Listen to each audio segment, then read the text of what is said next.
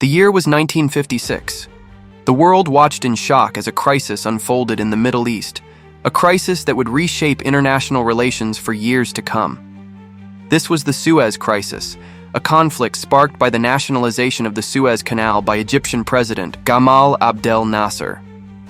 What began as a regional dispute quickly escalated into an international crisis involving Egypt, Israel, Britain, and France. The Suez Canal, a vital waterway connecting the Mediterranean Sea to the Red Sea, was of immense strategic and economic importance. Its nationalization by Egypt ignited a power struggle that revealed the shifting dynamics of the post-World War II world. The crisis represented a clash between the declining influence of old colonial powers like Britain and France and the rising tide of nationalism in the Middle East. This video will delve into the events of the Suez Crisis, exploring the motivations of the key players, the unfolding of the conflict itself, and its lasting impact on the international order. It was a defining moment for the Middle East, demonstrating the volatility of the region and the challenges of navigating its complex political landscape. The Suez Crisis was a stark reminder that even seemingly regional conflicts could have global ramifications. It forced the world to confront the legacies of colonialism. To understand the Suez Crisis, one must first grasp the global context of 1956. The world was deeply divided by the Cold War, a geopolitical rivalry between the United States and the Soviet Union. Both superpowers sought to expand their spheres of influence, leading to proxy wars and ideological clashes across the globe. The Middle East, with its strategic importance and vast oil reserves, became a key battleground in the Cold War. The region was undergoing a period of profound transformation, marked by the rise of Arab nationalism and the struggle for independence from colonial powers. The aftershocks of World War II were still being felt. The old European empires, Britain and France, were weakened and struggling to maintain their grip on their colonies.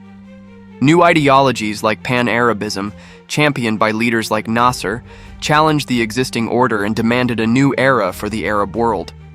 Against this backdrop of global tension and regional upheaval, the stage was set for a crisis.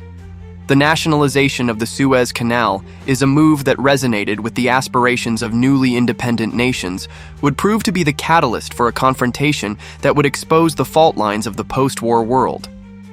At the heart of the Suez Crisis was Egypt, led by the charismatic Gamal Abdel Nasser.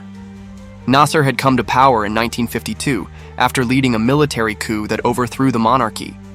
He represented a new generation of Arab leaders determined to assert their independence and forge their own destiny. Nasser's decision to nationalize the Suez Canal was driven by a number of factors.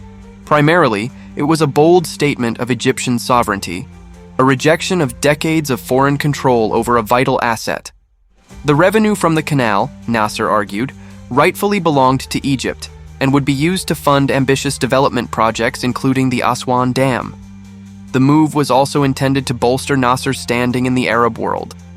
By challenging the old colonial powers, he positioned himself as a champion of Arab nationalism and anti-imperialism, a stance that resonated widely across the region.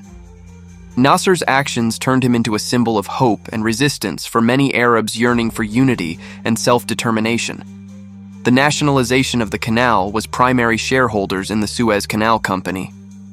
However, he also believed that the United States, under President Dwight D. Eisenhower, would prevent any military intervention due to Cold War considerations. Nasser's miscalculation of the Western response would have far-reaching consequences. While Egypt might have been at the epicenter of the Suez Crisis, Israel's role in the events of 1956 cannot be understated. Still a young nation at the time, Israel was grappling with security concerns and a deep mistrust of its Arab neighbors, particularly Egypt. Border clashes between Israel and Egypt were frequent in the years leading up to the crisis. The Sinai Peninsula, under Egyptian control, was seen by Israel as a potential launching pad for attacks. The Straits of Tehran, located at the mouth of the Gulf of Aqaba, were also a point of contention with Egypt blocking Israeli shipping.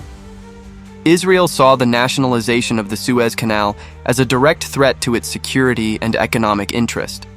The closure of the Straits of Tehran in particular had severe consequences for Israel's trade and its access to the Red Sea. When the opportunity arose for a coordinated military action with Britain and France against Egypt, Israel saw it as a chance to achieve several strategic objectives. These included reopening the Straits of Tehran, dealing a blow to Nasser's prestige, and potentially toppling his regime. Once dominant global powers, Britain and France approached the Suez Crisis from a position of declining influence. The nationalization of the canal was seen as a direct challenge to their prestige and their remaining colonial interests in the region. Britain, in particular, had long considered the Suez Canal a lifeline to its colonies in Asia and Africa. The canal was crucial for maintaining its military presence and economic interests in the region. The loss of control over this vital waterway was deemed unacceptable by London.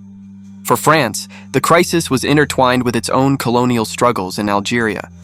France accused Egypt of supporting Algerian rebels fighting for independence.